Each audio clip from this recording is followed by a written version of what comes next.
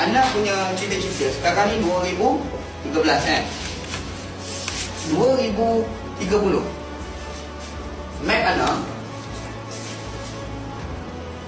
Sultan tak ada. Sultan dah habis. Malaysia ni dah jadi negara republik. Sistem presiden lah. Bila 2030 anda punya map ni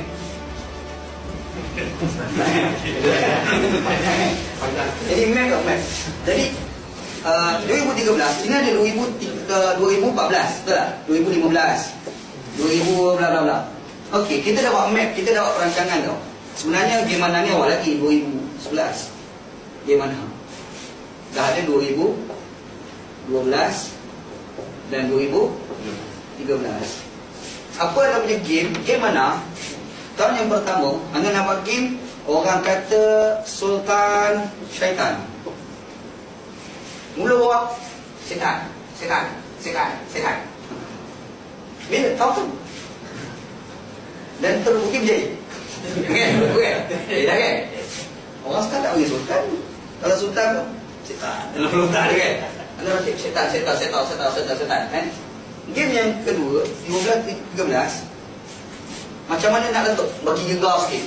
Mesti ada orang kena tangkap kerana faktor Sultan. Maka lahirlah orang nama Adukah Taruna. Ada orang namanya Ahmad Abdul Jalil. Dan ada orang namanya Wanji. Betul tak? Game tu nak berjaya. Sekarang fikir game 2013 ke 14. Apa nak buat? Itu untuk cerita lah. Maknanya dia ada game tu step by step untuk mencapai kejayaan Sultan Zero. Faham? Inflasi Sultan. Okey, boleh insyaAllah. Boleh? Jadi dia ada game. Seorang memimpin, dia ada game, dia ada map untuk nak sampai destinasi. Dan dia ada game bertahap. Serupa juga pemimpin yang bijak itu seperti Nabi Yusuf AS. Itu maksud Allah. Dah ni. Yang direkam ni, yang ni padam.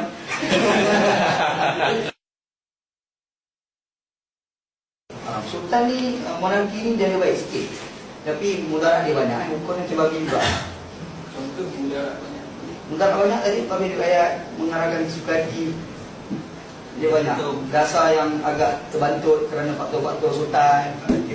Tak lantik esku. Kan? Misal kurang. Lepas tu goyang kaki pembazira kan. Dia banyak kan. Baik dia sikit, baik pun rasa tak pun. Baik pun tak jatuh Melayu kan.